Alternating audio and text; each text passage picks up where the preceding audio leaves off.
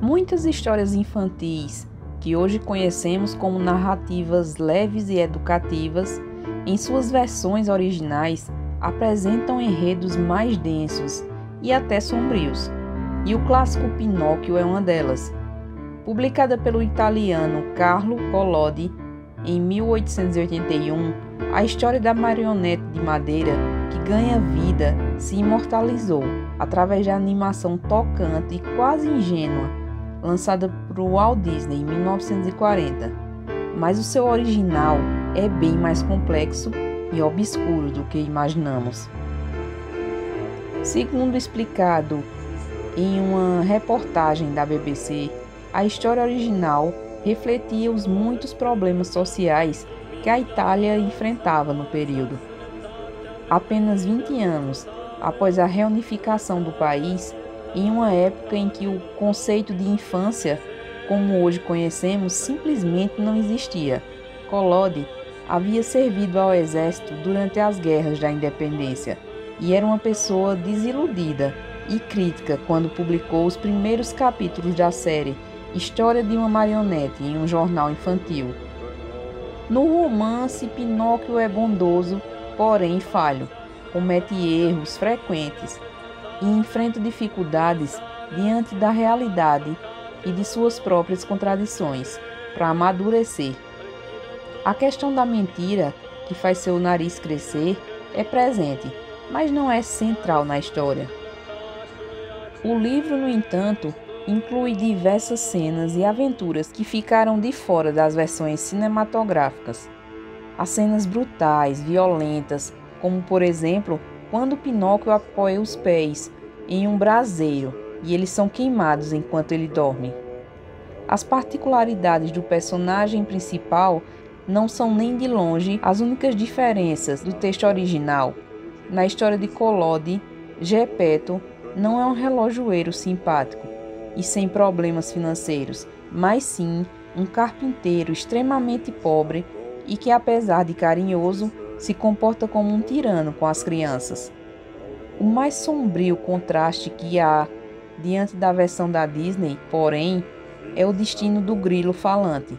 No livro, o inseto é morto pelo próprio boneco, em suas primeiras páginas, que reaparece em outros momentos da história, mas somente como um espírito, e a morte é parte constante do livro, de tal forma que a primeira decisão do autor foi matar até o personagem principal, enforcado em um carvalho, pela raposa e o gato, que queriam roubar suas moedas.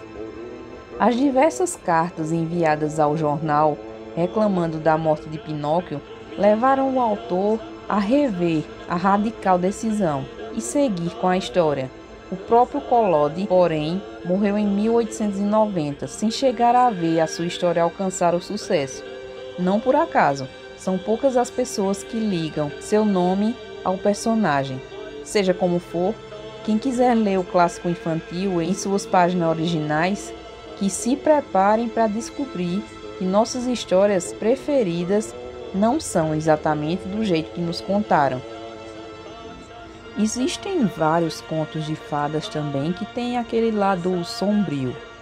João e Maria, por exemplo, eles escaparam por pouco de serem comidos por uma bruxa canibal, mas muitos outros europeus não tiveram a mesma sorte.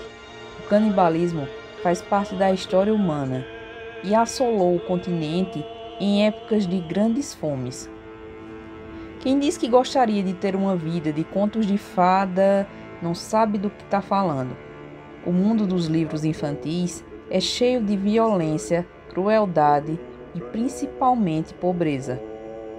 Os pequenos João e Maria, por exemplo, a história narra a vida de uma família que é tão, mas tão pobre que a madrasta, em versão mais antiga da história, a própria mãe, resolve abandonar os filhos na floresta, porque os pais não conseguem mais alimentá-los.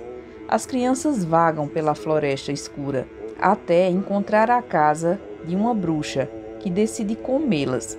Os irmãos Grimm, no prefácio do seu livro de historinhas, conta que João e Maria não era uma peça de ficção, é uma história baseada na realidade, de tão comuns que eram os abandonos de crianças na floresta no século XIX. Mesmo a bruxa comedora de criancinhas não era uma licença poética. A fome nos séculos e milênios passados era extrema e não são raros os registros de gente que partiu para o canibalismo para sobreviver. Arqueólogos descobriram que nossos ancestrais pré-históricos, por exemplo, bem que curtiam comer uns aos outros. Foram encontrados ossos humanos com marcas de dentes em padrões muito parecidos com os achados em ossos de animais, sinal de que algum ancestral nosso andava roendo restos de carne humana. Também foi encontrado sangue humano em panelas pré-históricas e nas fezes.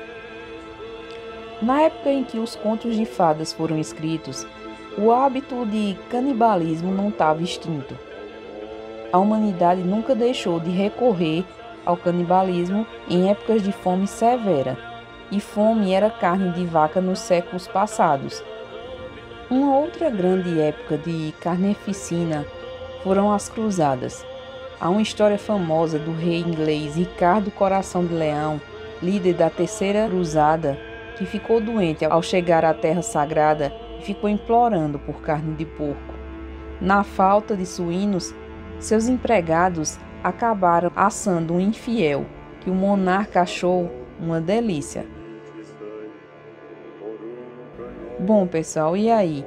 Vocês já tinham ouvido falar nessas outras versões dos contos de fadas? Deixem aí nos comentários se vocês já conheciam. O nosso vídeo agora vai ficando por aqui. Fiquem todos com Deus e até a próxima.